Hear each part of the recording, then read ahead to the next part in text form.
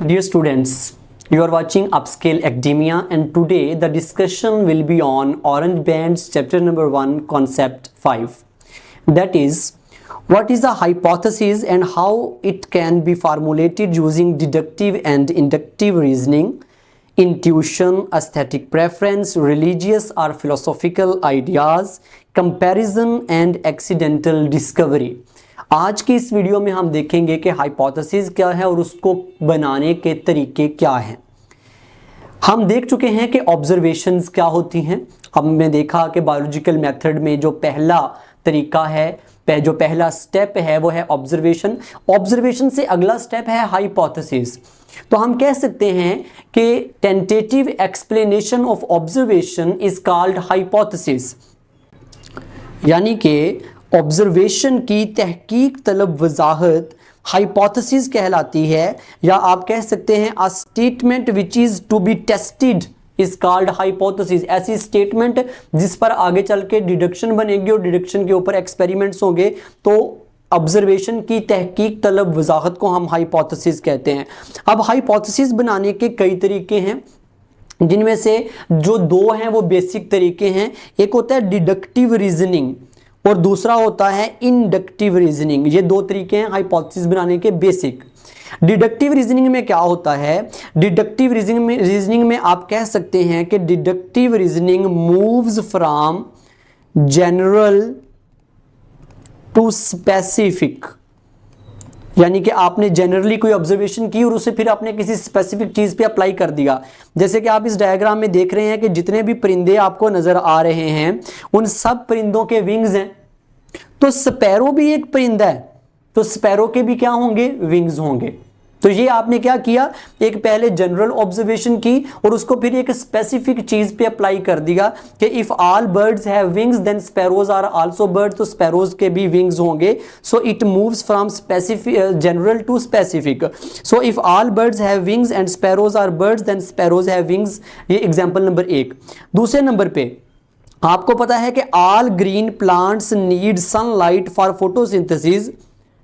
तमाम जो पौधे हैं उनको फोटोसिंथेसिस करने के लिए सूरज की रोशनी चाहिए। तो इसका मतलब है कि अगर हम किसी पौधे को डार्क में रखेंगे और उसे सूरज की रोशनी नहीं देंगे तो वो फोटोसिंथेसिस नहीं करेगा। फोटोसिंथेसिस नहीं करेगा तो उसका ग्रोथ रेट वैसा नहीं होगा जैसा कि उन पौधों का है जो कि लाइट में पड़े हुए हैं। तो आपने एक ही स्पीशीज के एक ही तरह के दो पौधे ले लेने हैं, जैसा कि इस डायग्राम में आप देख सकते हैं। और उन दो पौधों में से आपने एक पौधे को सनलाइट दी है जबकि दूसरे पौधे को सनलाइट नहीं दी, डार्क में रखा है। तो वाज़े तौर पर कुछ दिनों के बाद, कुछ हफ्तों के बाद उनकी ग्रोथ में वाज़े तौर पर फर्क होगा, क्योंकि जो डार्क में पौधा रखा हुआ है वो फोटोसिंथेसिस नहीं कर पा रहा। तो आपने क्या किया, एक जनरल बात आपको पता थी कि तमाम पौधों को सूरज की रोशनी चाहिए फोटोसिंथेसिस करने के लिए, उसे आपने एक खास किसी चीज़ पे अप्लाई कर दिया कि अगर हम किसी खास पौधे को डार्क में रखें तो वो फोटोसिंथेसिस नहीं कर पाएगा। तो ये भी डिडक्टिव रीजनिंग हो गई। जो दूसरा तरीका होता है वो होता है इंडक्टिव रीजनिंग। इंडक्टिव रीजनिंग में क्या किया जाता है, इट मूव्स फ्रॉम, जो इंडक्टिव रीजनिंग होती है it moves from specific to general, यानी कि ये उलट हो जाएगा इंडक्टिव रीजनिंग का। यानी कि हमें पता है कि स्पैरो जो है ये एक बर्ड है और इसके विंग्स हैं। तो स्पैरो बर्ड है और इसके विंग्स हैं, तो बाकी के जो पिजन है, जो आपके पास हाक है, या कोई आपके पास दूसरा परिंदा है तो उसके भी फिर विंग्स होंगे। अगर स्पैरो एक बर्ड है और उसके विंग्स हैं तो पिजन और पैरट भी तो जो हैं वो बर्ड्स हैं, उनके भी विंग्स होंगे। तो ये उलट हो गया डिडक्टिव रीजनिंग का, इसे हम कहेंगे इंडक्टिव रीजनिंग। अच्छा, अब इंडक्टिव रीजनिंग के अलावा और डिडक्टिव रीजनिंग के अलावा कुछ और भी तरीके हैं हाइपोथेसिस बनाने के, वो हम देख लेते हैं। जो पहला तरीका होता है इन दोनों तरीकों के अलावा वो होता है इमेजिनेशन और इंट्यूशन। इमेजिनेशन होता है आपका तसव्वुर, आपका ख्याल, और इंट्यूशन मतलब होता है the ability to understand something instinctively without conscious thought. अपने आप कोई चीज आपको बैठे बिठाए समझ लग गई, आपकी इंस्टिंक्ट में वो चीज़ थी कि आपको वो समझ लग गई उस चीज़ को देखने से, तो उसको हम कहेंगे इंट्यूशन। उससे भी आप हाइपोथेसिस बना सकते हैं। इमेजिनेशन से भी, तसव्वुर से भी, ख्याल से भी हाइपोथेसिस आप बना सकते हैं। दूसरा तरीका ये हो गया इमेजिनेशन या इंट्यूशन। दूसरा तरीका हो गया एस्थेटिक प्रेफरेंस। ये होता है ज़ाती पसंद या नापसंद। फॉर एग्जांपल मेरा ज़ाती तौर पर इंटरेस्ट है वाइल्ड लाइफ में, तो मैं जाहिर बात है अगर मेरा ज़ाती इंटरेस्ट है उसमें तो मेरी ऑब्जर्वेशन भी उसमें स्ट्रॉन्ग होगी, तो फिर मैं उस पर हाइपोथेसिस बनाऊंगा, उसमें एक्सपेरिमेंटेशंस करूंगा, उस फील्ड में एक्सेल करूंगा। अगर मेरा ज़ाती तौर पर इंटरेस्ट है माइक्रोस्कोपी में, तो मेरी वहाँ पे माइक्रोस्कोपिक ऑब्जर्वेशन स्ट्रॉन्ग होंगी। अगर इंटरेस्ट है तो ऑब्जर्वेशन भी तो स्ट्रॉन्ग होगी ना। अगर ऑब्जर्वेशन स्ट्रॉन्ग है तो मैं फिर उस फील्ड में हाइपोथेसिस बनाऊंगा, उस फील्ड में डिडक्शंस बनाऊंगा, उस फील्ड में एक्सपेरिमेंटेशंस करूंगा और एक दिन आएगा मैं माइक्रोबायोलॉजिस्ट बन जाऊंगा।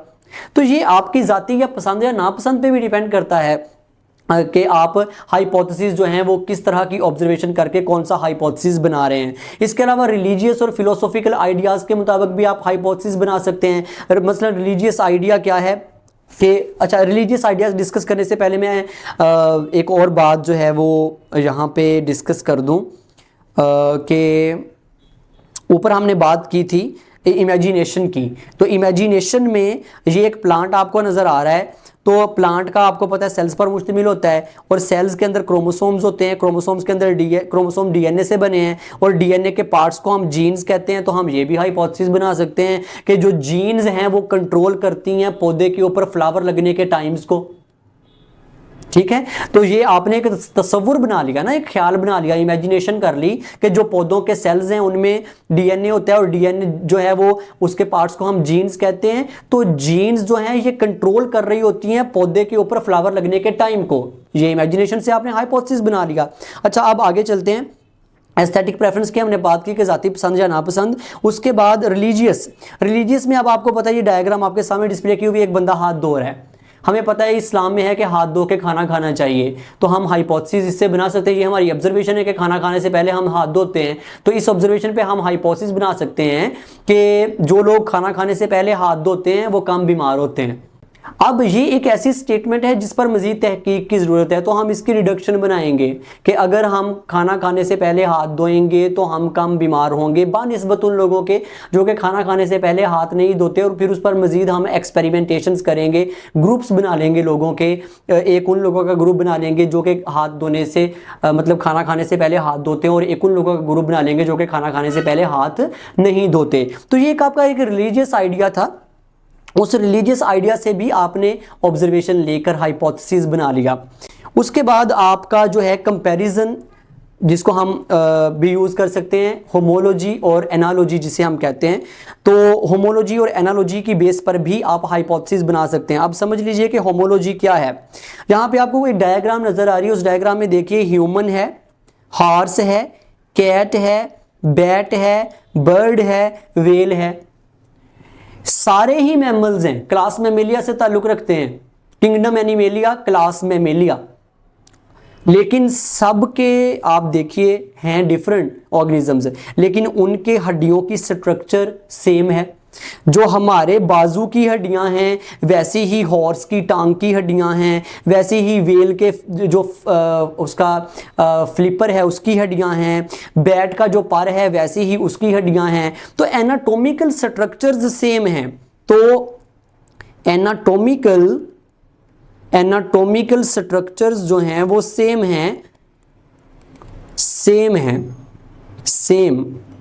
बट क्या चीज डिफरेंट है? फंक्शंस डिफरेंट हैं। फंक्शंस जो हैं वो सबके डिफरेंट हैं। आपको पता है कि बैट जो है वो फ्लाई कर रही है, वेल स्विमिंग कर रही है, हॉर्स दौड़ रहा है, और हमारे जो फोर लिम्स हैं वो फ्री हैं, कोई भी काम कर सकते हैं उनसे। तो फंक्शंस सेम हो गए, लेकिन एनाटॉमिकल स्ट्रक्चर्स मुख्तलिफ जानदारों के जो हड्डियों की बाजुओं में तरतीब है वो, यानी कि हमारे बाजू की और घोड़े के टांग की और वेल के फ्लिपर की और बैट के जो है पर की हड्डियों की तरतीब जो है वो सेम है।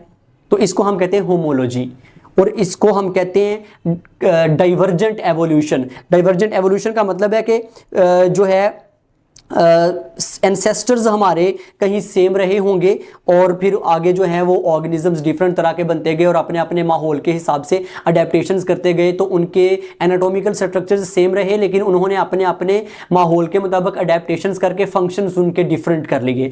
इसको हम कहते हैं डाइवर्जेंट एवोल्यूशन। तो इसकी बुनियाद पर भी आप कोई हाइपोथेसिस बना सकते हैं, जैसे कि मैंने अभी अभी बनाया कि इनके एंसेस्टर्स सेम रहे होंगे इसलिए इनके एनाटॉमिकल स्ट्रक्चर सेम है लेकिन फंक्शंस डिफरेंट हैं। इसी तरह एक होती है एनालॉजी। एनालॉजी में क्या होता है कि एनाटॉमिकल स्ट्रक्चर्स डिफरेंट होते हैं लेकिन फंक्शंस सेम होते हैं। अब आप देखें कि बैट के पर में बाकायदा हड्डियां हैं, दूसरी तरफ आप बटरफ्लाई का पर देख ले, उसमें कौन सी हड्डी है? कोई भी नहीं है, लेकिन फंक्शन दोनों का सेम है। तो यहां पे एनालोगस ऑर्गन्स ऐसे ऑर्गन्स होंगे जिनकी एनाटॉमिकल स्ट्रक्चर्स चाहे डिफरेंट है लेकिन फंक्शन सेम है। वहां पे क्या था? एनाटॉमिकल स्ट्रक्चर सेम थी, फंक्शन डिफरेंट था। तो एनालॉजी और होमोलॉजी दोनों की बुनियाद पर आप हाइपोथेसिस बना सकते हैं। इसके अलावा हाइपोथेसिस बनाने का क्या तरीका होता है? Discovery of one thing while looking for some another thing. ये यहां पे मैं एग्जांपल देता हूं जी अलेक्जेंडर फ्लेमिंग की। अलेक्जेंडर फ्लेमिंग ने 1928 में पेनिसिलिन डिस्कवर की। कैसे डिस्कवर की? कि पेट्री डिश उसने रखी थी, उसमें स्टेफाइलोकोकस बैक्टीरिया वो ग्रो करवा रहा था, वो छुट्टियों पे चला गया, पेट्री डिश खुली रह गई और जब वो वापस आया तो उसमें पेनिसिलियम ग्रो कर चुकी थी। पेनिसिलियम एक फंगस है, जीनस का नाम है पेनिसिलियम, आगे उसकी स्पीशीज होती हैं। तो पेनिसिलियम नोटेटम उसकी स्पीशी है जिसको हम पेनिसिलियम क्राइसोजेनम भी कहते हैं।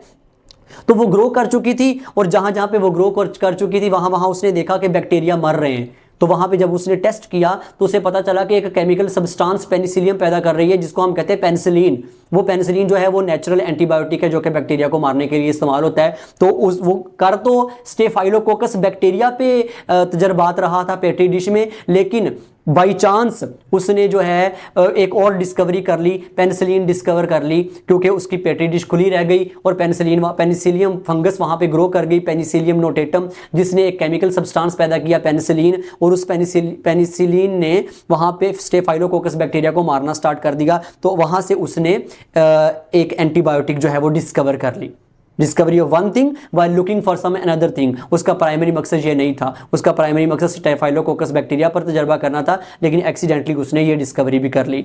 तो इस तरह भी जो है हाइपोथेसिस बनाया जा सकता है, डिस्कवरी की जा सकती है कि कुछ और कर रहे थे तो कुछ और सामने आ गया, तो फिर उस पर हाइपोथेसिस बना के जब टेस्ट किया तो उसने हाइपोथेसिस बनाया होगा कि पेनिसिलियम की जो फंगस है वो एक ऐसा केमिकल पैदा कर रही है जो कि बैक्टीरिया को मारता है।